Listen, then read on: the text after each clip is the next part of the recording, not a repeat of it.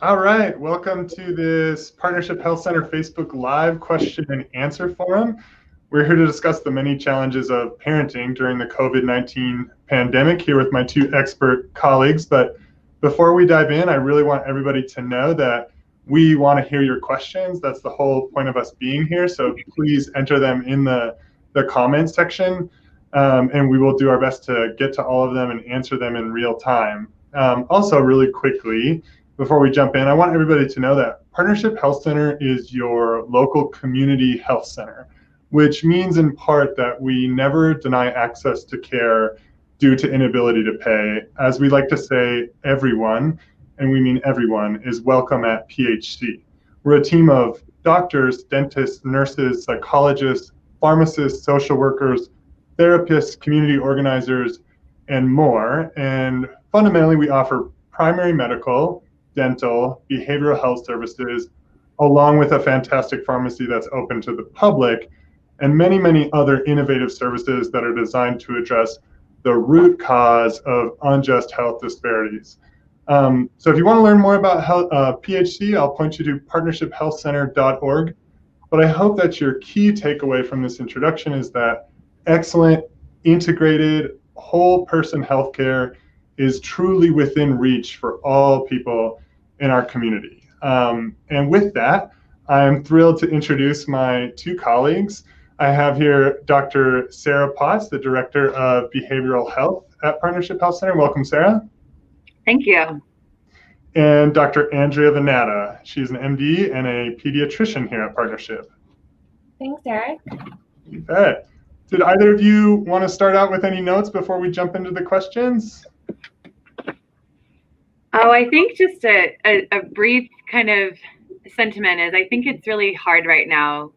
We've been in this for a long time. And if you're feeling like you're over it, as far as having to live in a world where we're having to respond to COVID and do things like wear masks and be really careful about where we go and who we spend time with and do things like quarantine, it makes sense. So if you have questions about that or how that's affecting your family members or your children, those are questions that are welcome today too.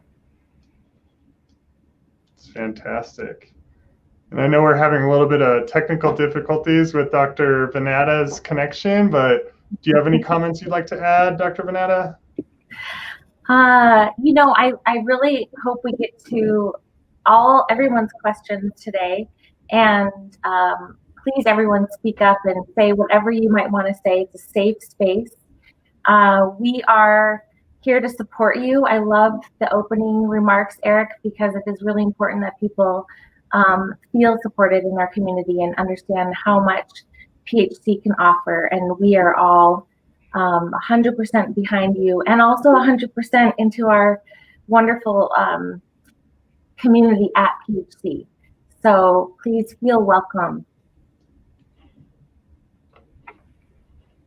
All right, that's fantastic. So let's start with our first question, which is about screen time. We've, I'm sure, all had conversations with people concerned about how much time with remote learning, et cetera, their kids are spending on screen time. So I just put that to you two. What are your thoughts on that? Yeah, just even in pediatrics in general and what the American Academy of Pediatrics recommends in normal times is less than 2 hours a day of screen time. Of course, remote learning requires more screen time, and that's a little different. But if you have a toddler at home, someone who's not using it for actual learning, it's a tricky time to try to balance if you're working at home and you need your own time and you need to distract your child for a little bit. So definitely take all of this with a grain of salt. The last thing we want you to feel as parents is that you're not living up to your potential. And so, I think that's the biggest thing here during COVID and just in parenting is to feel okay about what you're doing as a parent. But if you can, really start to just observe how much time are your kids spending on the screen, and what else might you be able to do to distract them if you're not able to do some one-on-one activities. And then the other thing I'll say is for kids that are remote learning, being in front of a screen, concentrating for more than an hour is really difficult. And so I would encourage you to feel really empowered to either reach out to your teachers and say, we're struggling to sit and focus for more than an hour, and really break in some time to just walk around, get the wiggles out, get a snack, go to the bathroom. Those are really good points. I like to talk about also how we might be able to be creative with screen time, especially if we're finding, like Dr. Vanetta said, it's hard to focus for an hour. And I feel like for me, sometimes it's hard to focus for an hour in front of a screen. So especially with kiddos, depending on kind of what schedules might be looking like on a screen time for school at home, maybe think about ways you can incorporate breaks. So maybe thinking how in a regular school setting, if somebody were to be at school, there would be natural breaks in the day, like walking through a hallway or getting a drink of water or going to the bathroom or waiting in line for recess. That's all not happening right now. And I think it's so important for kids to be able to take those breaks and to find ways to have fun during the day like they typically would at school. Maybe recess doesn't look the same, but if they have opportunities to get outside, even if that means bundle up and go play in the snow for 20 minutes, that could be a really nice break during the day. So yeah, I think thinking about ways to be creative, even if a break is 3 minutes, getting up, stretching your arms, walking a few circles around a kitchen table, that would be just fine. So just kind of thinking and maybe even letting your child make some ideas, like what would they be excited about adding to their day? What would they do if they had 3 minutes to take a quick break or feel like they were doing something creative? The other thing with screen time too is if your child or your teenager is interested in spending time on a screen outside of school, that's not a bad thing too. So right now, like being social and spending time with friends, that might be one big outlet for a lot of folks. And so, like Dr. Vanetta said too, just being kind of flexible and thinking this isn't maybe how we'd want it to be, but right now this is maybe the only way for us to engage with family members or reach out to friends.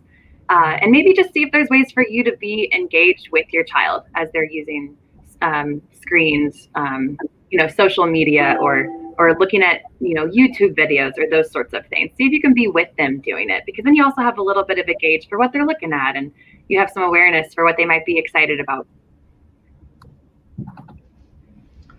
That's really great advice. Thank you so much. So the next question, really encouraging I see that we have some live viewers. So if any of you have questions that you'd like to pose to these two fabulous experts, I really encourage you to enter those in the comments section and we'll be sure to get them answered.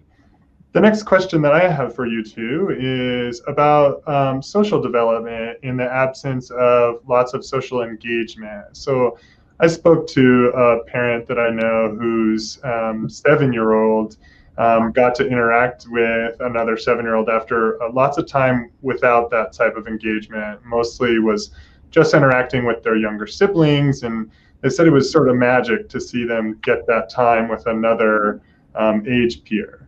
And they expressed a lot of concern about not having those opportunities for their child to engage. So I wonder what advice you would have for parents that are feeling that concern. Yeah, I can start with this one. Sure. So one, I think it's so understandable for people to feel concerned about social development right now. And I think it's fair to be concerned about it. I think it's a room for us all to be more creative about how we increase opportunity. And rather than thinking about what we can't do, really thinking together about what we can do. So how can we spend time with others in a safe way? Maybe that's not necessarily having play dates at a specific residence, but maybe that's having play dates in another setting. Going to a space where maybe you could be outdoors. You could be considering about the amount of space you have between individuals. We would still recommend, being cautious about wearing masks, even if you are outside. But thinking maybe creatively with your child. What are the activities you would be excited to do maybe outside? Or what are the activities you would be excited to do with one person? Or how might you engage with that friend maybe over a Zoom call or doing maybe a game together?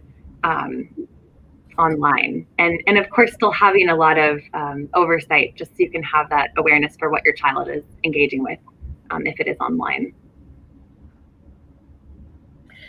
Yeah, and I also that's really, I love, Sarah, how you often will do, or Dr. Potts, how you will often say, instead of thinking, gosh, bummer, this is too bad, how can you just flip that and do glass half full and think, okay, what are our opportunities here?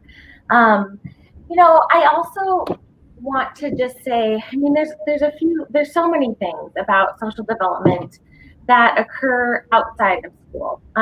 Yes, it is a really important space for kids to learn to, have conflict and work through it and share and take turns. And you can still do that at home. And, I think as far as a fear or a concern, trust that as parents, you are the ultimate educator. You are their role model. And so when there is a conflict at home, I think it's easy for us, especially in times of increased stress, to want to just fix it or get through it really fast. And so I would encourage you to take a breath and put that ownership and that chance to learn something back in the hands of your child. To say, well, what do you think we could do here, and just get them thinking a little bit. There's a lot of kids who develop socially just fine without public school or private school. I mean, think of all the homeschool kids that you might know, and they're fantastic. They do really well. And so I think just being in a safe, stable place is the most important thing. And, also a lot of kids are doing really well at home right now. I mean, they may get too distracted by all the things happening at school, or feel anxious about getting up in front of a classroom. And so, take that opportunity to really build them up and give them confidence. There was one more thing I wanted to say. I think too, as far as social development, like Sarah was saying, use this as an opportunity. And so some things you can do that are really fun with your kids are help them be creative and sharing things with family members or friends. So maybe they, and if you have one child versus two, that's okay too, but maybe they come up with a play, or they created a song, or they wrote something, or they drew a picture, and give them an opportunity to kind of showcase that to family members or friends over Zoom, and just kind of do a little presentation that way. And it might feel like a really safe space for them to start practicing that, so that when they get back to school, they've had that experience. So just a couple ideas, but overall, I think the message really that we want you to hear is that it's going to be okay. And again, you are the teacher, and so creating that safe space is really important.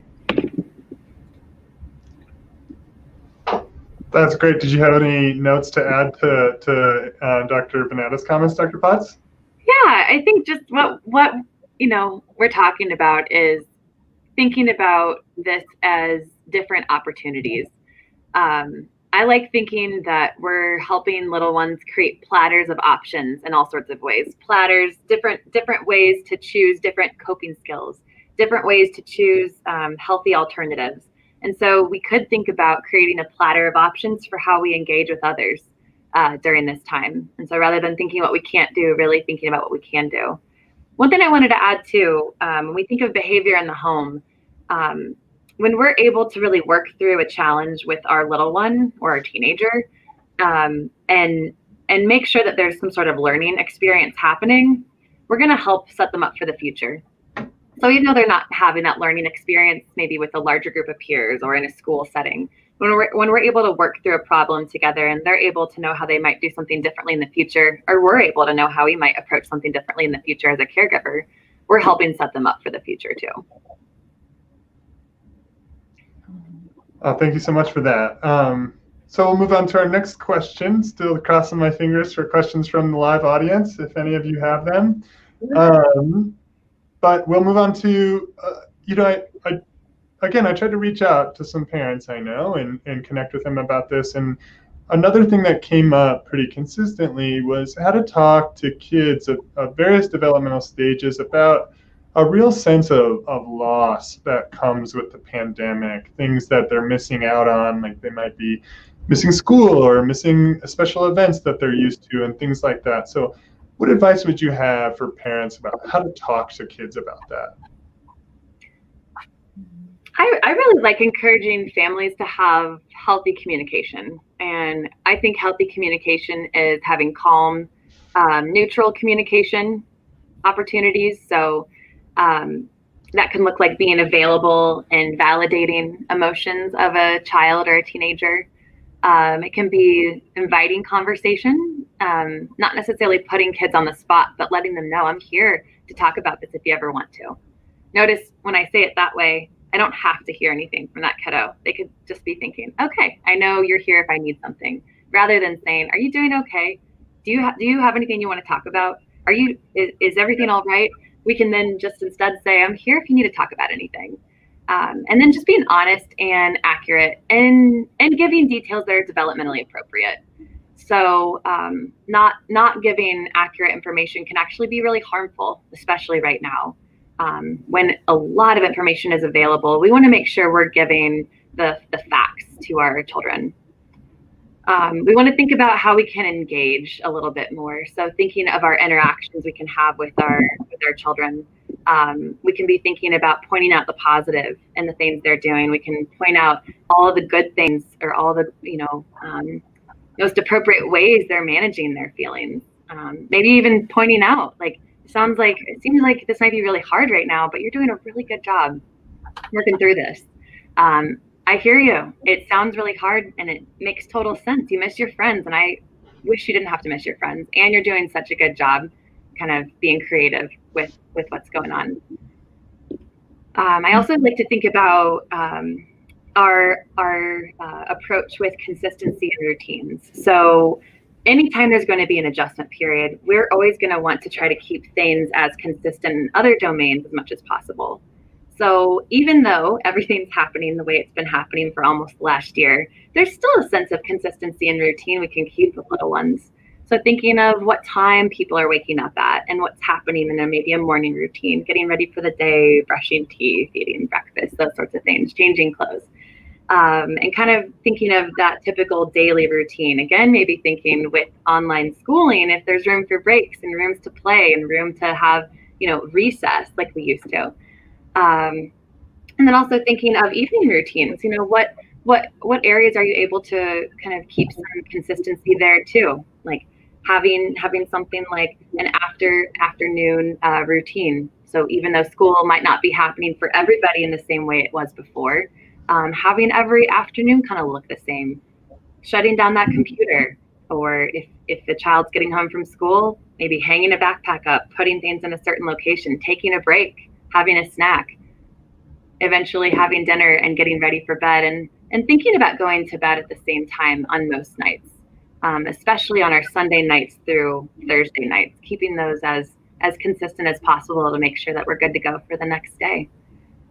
And one other piece I will mention too is parent care. So as a parent or a caregiver, I know we say parent, but I don't want to discount all the other amazing caregivers who might be on this call right now or might be listening to this later too.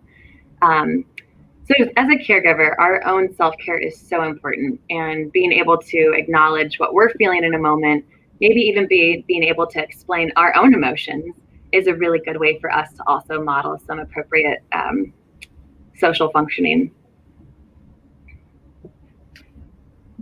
Yeah, thank you, Dr. Potts. That was great. And I just want to echo a lot of the same things that I had thought about with this particular question. I think sort of,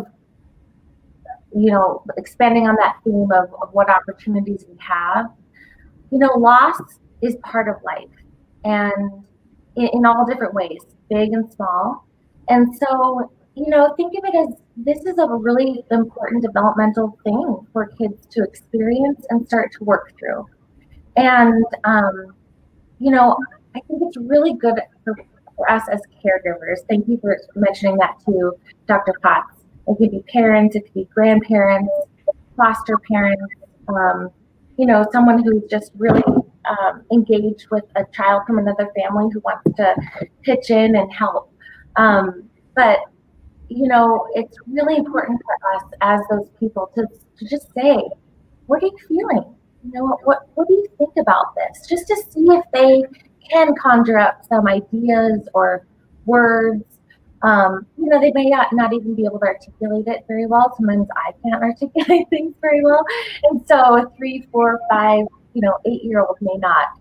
But really just giving them that opportunity and space, trying to stay in listening mode. I think sometimes we want to make it better. We want to make our kids feel safe.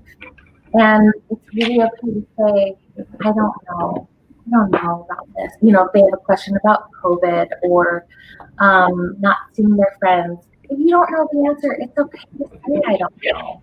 And just say it in a way, though, in a tone that is also enveloping them and letting them know that even though we don't know all the answers, you're going to be safe here. And so, and I love too, Dr. Potts, that you said for parents during this time of just all these changes, their loss too is important to acknowledge. Your loss too, as parents, caregivers, is really important to acknowledge. And so there may be times that you see something on the news or hear something through social media, and it's really upsetting. And it's okay. It's okay to show those things in front of your child. Maybe not everything. If that is going to bring about anxiety in your child, you don't want to bring that up too much, too fast, too intensely. So if you have a chance to take some deep breaths in another room, or just kind of work through it in your own mind first, so that you can then relay some information or be in a better space where you have clarity, is good. But then also acknowledging that you too need validation. You too need to either have a partner or a friend or some sort of meditation app even that just validates where you are in this whole process. Because again, the more you build yourself up, the more you create a foundation and feel strong, that's gonna spill over to your kids. I love that. That's so well said. So we have our first comment from the audience. Thank you so much, live audience, and I'll just read it out loud. What advice do you have to prepare my 5 and 7-year-olds to return to in-person school 4 to 5 days a week? They're excited to meet the rest of their classmates. We're all a little bit nervous about more exposure to COVID and just another transition in general. Thanks so much for the comment. Thanks, Amanda. Yeah, thank you. Well, that sounds like an exciting next kind of shift for your kiddo. I know something I would be thinking about is making sure that there's a space for, and I'm sorry, Eric, it went away. Are there 2 little ones? Looks like a 5 and a 7-year-old. Okay. Yeah. So making sure there's a space for the 2 of them to be able to let you know what their fears or their concerns might be, kind of with open-ended statements, like, let me know if there's anything you want to talk about. Like, I'd love to hear how you're feeling about going back to school. And seeing if you could even use this skill, which is what we call differential attention, and it's paying attention to certain things on purpose. So if you're noticing they're saying things like, I'm so excited to see people, you can maybe reflect back to them like, oh, you're so excited to see people. I can't wait to hear what your days at school are like. And then if you hear statements like, it's not going to go well, or I might, not feel good at school, you could also reflect some of those statements. But if you hear those things happening more often, you might maybe help give some redirection, or maybe after providing a space to talk about it, maybe remind them of their strengths and the ways they're going to approach it. I have some other thoughts too, but Dr. Bernal, I'll let you add. Yeah, I mean, I think it is exciting. I'm sure most kids, I guess there's probably actually a good mix. I think some kids are enjoying staying home and feel really comfortable in that space.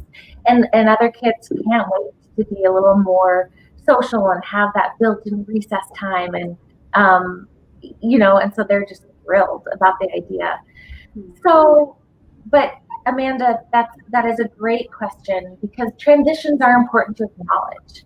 And I don't think there's any one. I love what Dr. Potts said, and so just asking those open-ended questions is really important. But continue to check in, continue to just even touching base with the teacher. How did their school day go today? And I know it's it requires a lot of communication, but that's I think a big lesson about COVID is how do we communicate in ways we've never done before.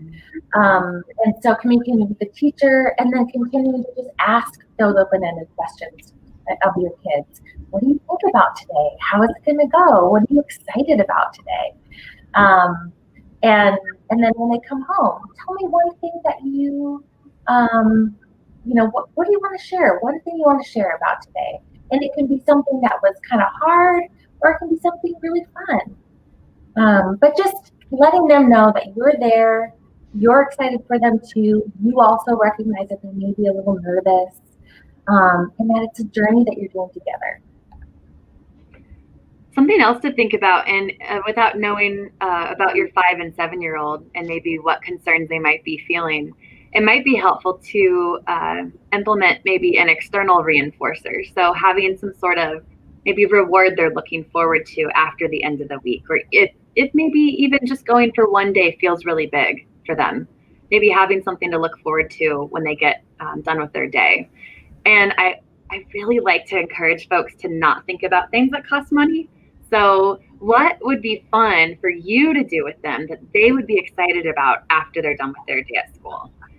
Maybe that's them, picking an activity you guys are going to do together. And I'm looking out my window right now and it's snowing. So maybe that's going outside, bundling up, building a snowman together. What would they be looking forward to and want to kind of, in a way, work toward when they might have hard emotions or a challenging experience during the school day? And then if you're seeing that that's consistent for a week or maybe for a week and a half, then maybe it's working toward that same kind of reinforcer, but maybe having it happen on a weekend, like picking an activity to do on a Saturday as a family, or being the one to pick the movie, or being able to pick what kind of food you guys are going to make together during the weekend. So sometimes those little reinforcers can be helpful too, especially when kiddos are struggling to see maybe how they can work through a hard emotion. Mm-hmm. Yeah, and just to emphasize and piggyback on that, Dr. Potts and Amanda, for you to think about too, is just continuing your routines at home. That's really, really something that does create that sense of stability for children. And when they have that stability, then they're able to let go of that. They don't have to think about when is dinner going to be, when do we get ready for bed, what do we do to get ready for bed. That's taken care of. They don't have to even put any energy toward it, and then they can learn. They just get to be opened up to learning. So yeah, really continuing to keep those routines at home is going to be an important part of that transition. That's great. I could add more. I could always talk about more. I love these topics. Yeah. Adjustment's huge. Even what might not seem like a big adjustment is still a pretty big adjustment. And so with that consistency, you're hopefully helping just one thing be different in their world, rather than everything feel different in their world as they go back to school. And you're here, so thanks for joining. Yeah, thank you so much for the comment, Amanda. I'm really glad we got to engage with the live audience. Our next question, unless anybody else wants to chime in the comments, is I'm just curious, I like to anchor all these in little anecdotes, of course, but I ran into a friend at the grocery store, and he has 2 children that are sort of preteens, and I said, it must be, I kind of mentioned it must be kind of nice to be around them quite a bit. And he said, it's maybe a little too much time together. And I think that's a a very real thing that's happening for families is too much time together can cause some agitation maybe. And I wonder if you two can speak to that. Yeah, I feel like this is coming up. Do you want to take it, Dr. Banana? You know, I'm sure you're gonna have some amazing things to say about that. But I will take this on first. Okay, so you know, I think it's important for us, and again, as a psychologist, Dr. Potts, I'm curious to hear your answer. But as you know, anytime we feel agitated, you know, that I think again that's an opportunity to take a breath and create some space and kind of just question where might that be coming from? You know, is it that we're feeling inadequate? You know, we're faced now with our kids, 1 child, 2, 4, however many you have, day in and day out. And so maybe that's a mirror back to us on how our parenting is, and that can start to stir up some feelings of inadequacy or anxiety that, you know, gosh, I didn't realize my child, you know, whatever, fill in the blank, you know, had this fear of, you know, social situations or whatever it might be. I just think that agitation can be a little clue into something a little deeper that we could look into and start to just be curious about. You know, we don't have to solve all the problems. I think really just opening up and being curious is an important first step. So just kind of asking yourself, what is going on that might be adding to this agitation? And that's kind of one part of the question. I think the other part is just, yeah, all this space together. And so creating some good boundaries. You know, I mean, as parents of whether it's teenagers or toddlers, you know, there's this sense, and certainly, you know, there are times when you have to be there and you have to control the situation and keep everybody safe. But there's also times that you can set boundaries and give yourself space and, you know, let kids know this is the routine that we're going to follow. And so maybe sitting down with those teenagers and saying, okay, I'm feeling some tension. Are you guys feeling tension? Does anybody have thoughts about that? I know with teenagers, sometimes that could be like pulling teeth. They don't want to talk. But, you know, if you're willing to do that maybe on a more regular basis, and again, giving some time and space for them to think about it, they may start to open up and give you some really insightful answers. And then, you know, whether or not you're making any headway with that conversation, still engaging them in, you know, how can we make this better? How can we improve or, you know, take this opportunity to be a family that feels good about being around each other? I can add some things to that too. I love kind of thinking of how we're going to build more emotional sensitivity with one another, and we're kind of building this, you know, curiosity to kind of build some insight for what we might be noticing in ourselves in a moment. And a situation feels stressful, not just because one person is doing something, but typically the way that system in the moment's functioning it could be better. So I guess I like to tell people, and I say this to myself too, even outside of a pandemic time, like maybe we could be 80% on. Maybe there's room for error. There's room for being human. There's room for getting it wrong. There's room for saying we're sorry. I like when I'm working with families, I like to also say maybe we can expect our kids to be on 80% of the time. Like that would be our absolute goal. There's room for them to make errors. We want them to make errors. That's where they learn. If our kids were, you know, perfect 100% of the time, they wouldn't really be learning how to work with making a mistake, or learn that maybe what they're doing is not super okay, or they could try it, you know, better next time. So sometimes these agitation moments are really, I feel like we're saying this word a lot, but opportunities to have a conversation and you know, potentially depending on what's happening, it could be room for maybe rethinking as a caregiver what that consequence might be for what's happening. Often if we're seeing the same behavior happening over and over and over, and we might have a specific consequence we're issuing, it might not be effective. And sometimes certain consequences are more effective for kids than others.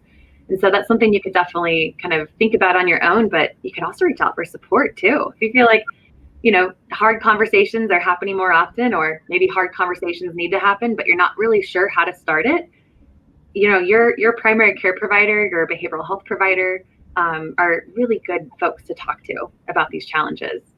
I want to give, just a little tool that any of us can use. And that's just how we use an I feel statement. And I know it sounds really, really simple, and it is simple. But when we're in a heated situation and we are agitated and we're frustrated and maybe we're angry and maybe this thing has happened again, so there's history now and we're just over whatever's happening. If we start that conversation with, "You never do this right," we're probably going to escalate it and we're going to be more upset inside. But Dr. Vanetta said a really good piece, and that's taking a breath. So if we do take a breath, and actually if we take 3 deep breaths, it's usually about 10 seconds. Well, I guess if we're really upset, 3 deep breaths could feel like 3 seconds. But if we take 3 deeper breaths, we're probably going to respond a little bit better to that situation than we would have had we acted a little bit more impulsively, understandably. And we're all going to do it, and we all can try it differently and kind of remind ourselves, even if you catch yourself kind of acting more emotionally or impulsively in the moment, you could still think, okay, I'm going to step back for a moment. I'm going to use an I feel statement. So an example of that is, I'm feeling really frustrated when I walk into a room and you haven't followed directions. Or I'm feeling really frustrated when you are not helping clean up after the dinner, after the meal. So we're looking at how we're feeling, and then we're talking about what we're seeing. So we're not really making assumptions of whether that person's doing it on purpose, and we're not using words like all or nothing or always or never, but we're really thinking about, I'm feeling frustrated when this is happening, and I want to talk about it with you. And it can be kind of hard to say that. So it might even be helpful if that's a tool that you want to use, just maybe even writing it down before you use it. Or thinking, okay, what's the situation that's happening in my home right now that's just driving me crazy? I'm going to write down a couple of statements that are showing how I'm feeling related to what I'm seeing or what I'm experiencing or what's happening. When we think about the seeing, experience, and happening, we're thinking about facts. Those are things that anybody would see if they were in that environment. And I think also on the flip side, noticing the positive. So when your child is maybe doing things that are making the situation better, or your partner's doing something that's making that situation better, really noticing with them. Like, I've noticed you've been taking the trash out and it's so helpful and I just love you for it. Or I'm noticing that in the morning, sweetie, you're getting ready so much better on your own and I'm so proud of you. So really noticing when things are happening that have been a problem. Those are kind of like those target behaviors we can be looking at with X-ray vision. Like, I'm going to be looking for all the positive things that are happening, and I'm going to comment on all of them. Mm-hmm. And that just was triggering some things in my head too, Dr. Potts. We all have to develop ways of coping. And so even agitation, whether that's coming from a place of fear or anxiety or whatever that might be, it's definitely signaling to us we need to cope. There's something that we need to work through. And so as the adult in the room, think about the ways that you cope. So much research is around moving your body and exercising or just getting some physical activity. Sometimes exercise can have a negative connotation, but just moving your body. Maybe it's just getting outside for a walk for 10 minutes. Maybe it's stretching with some yoga. And so really sit down and consider the ways that it's important for you to cope every day. It's important for you to take care of yourself every day. And then what are your children doing? And so again, back to the physical activity piece. I just can't emphasize that enough. At school, and I've been telling parents this through the pandemic, if your kids are at home with you for the majority of the day, make recess time, 3 times a day. They go outside, it's scheduled, they know when it's coming, 10 minutes or 15 minutes each, or maybe longer.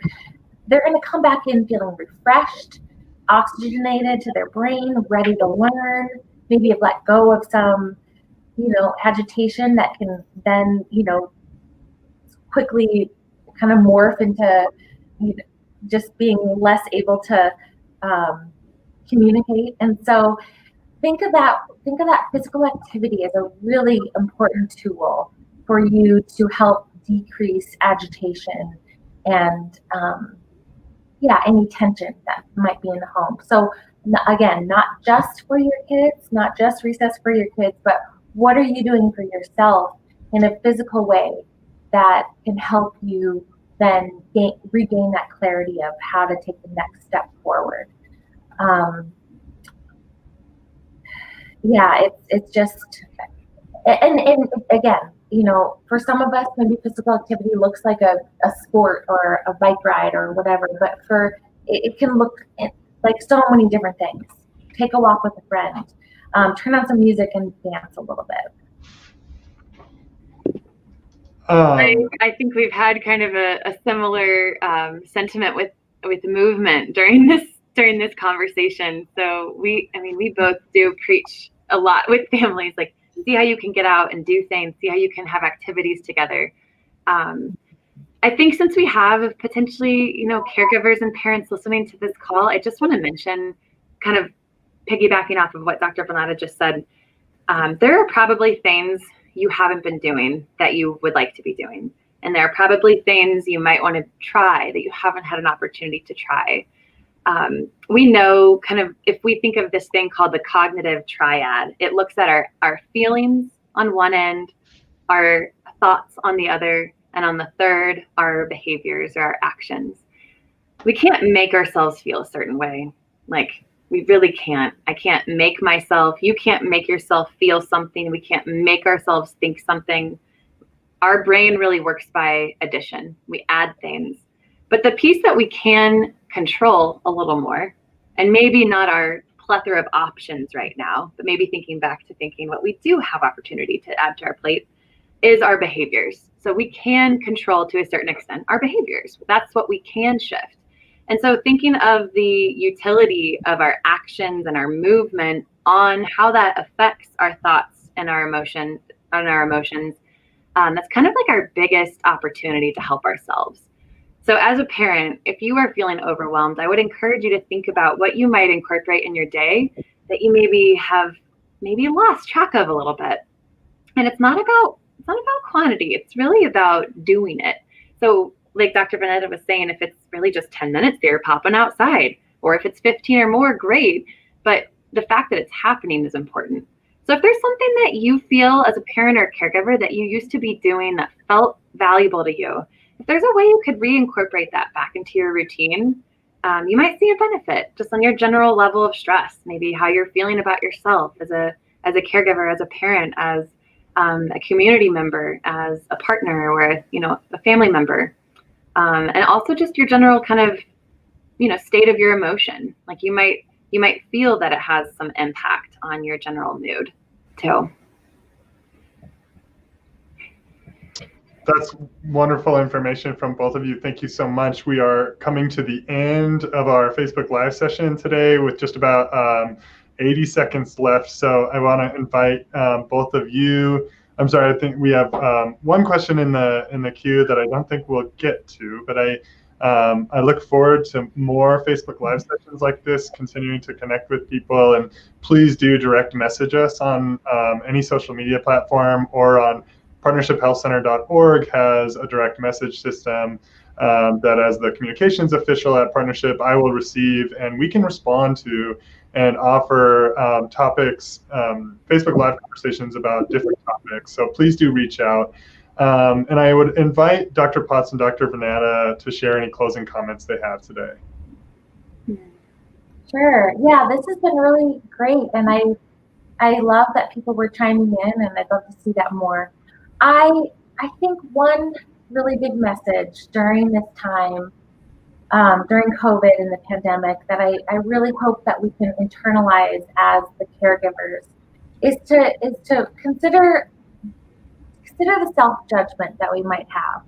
we're really taking on so much more. We're balancing, we're trying to juggle work or just being at home with the kids all the time, or whatever it might be, even bigger stressors, financial, food. And so, making a priority, deciding what needs to be taken care of and what doesn't. And really just having a lot of grace for yourself. I think that's a really important thing, to just have some self love, really, and just remembering you are doing the best that you can, and that's enough. It is enough. I couldn't have said it better. Thank you. Thanks so much for joining us, and I hope you join the next forum that Eric sets up for our community here at PHC. Thank you to you, Drs. Potts and Venata, and we hope to see our Facebook Live audience soon. Thanks, and take good care. Thank you. Thank you.